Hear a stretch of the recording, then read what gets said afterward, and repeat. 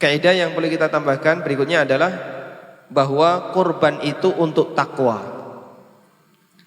Dalam arti begini, pertimbangan terbesar dalam kurban itu bukan yang penting banyak daging, bukan yang penting banyak hasil, tapi yang penting mana yang lebih sesuai sunnah.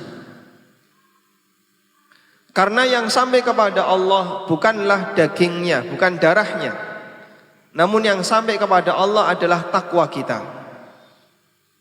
Karena itulah para ulama mengatakan memperhatikan maslahat ibadah kurban lebih didahulukan daripada maslahat pemanfaatan kurban, kecuali jika ada faktor yang lain.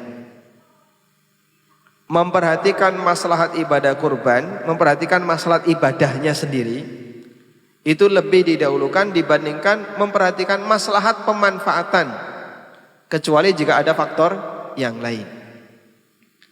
Karena yang sampai kepada Allah sekali lagi adalah takwanya dan bukan daging atau darahnya. Allah berfirman di surat Al-Hajj ayat 37. La yanalallaha luhumuha wala dima'uha walakin yanaluhu taqwa minkum.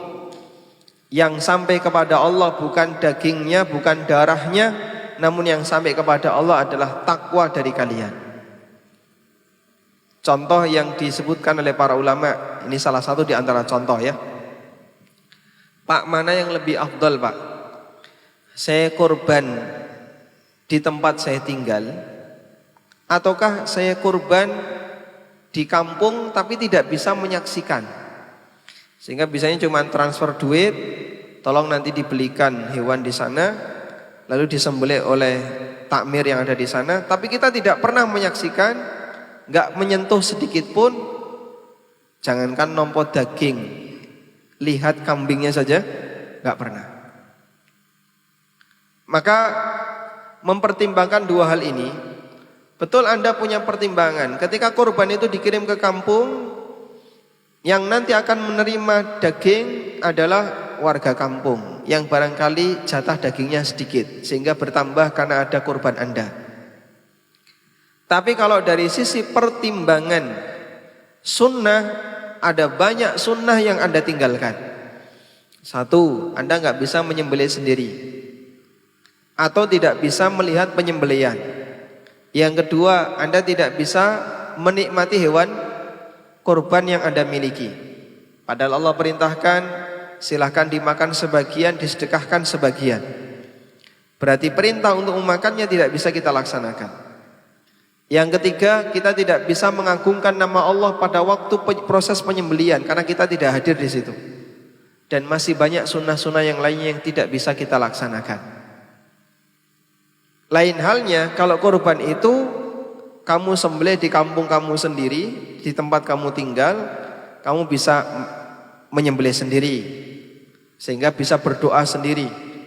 Kalaupun tidak, minimal menyaksikan, bisa nanti menikmati sebagian hewan kurbannya. Karena bagian dari sunnah Nabi SAW, beliau sarapan dengan hasil hewan kurban, termasuk makan sebagian hasil kurban. Ada banyak sunnah yang bisa kita kerjakan ketika kurban itu disembelih sendiri atau disembelih di tempat tinggal kita. Terus kira-kira dari dua pertimbangan ini, mana yang lebih dikedepankan? Perhatikan ayat ini. Allah dalam menilai korban itu tidak melihat banyak daging dan bagaimana distribusinya, tapi yang Allah lihat adalah takwa yang kita punya. La yanalallaha luhumuha wala dima'uha walakin yanaluhu taqwa minkum. Yang sampai kepada Allah bukanlah dagingnya, bukan darahnya, namun takwa kalian.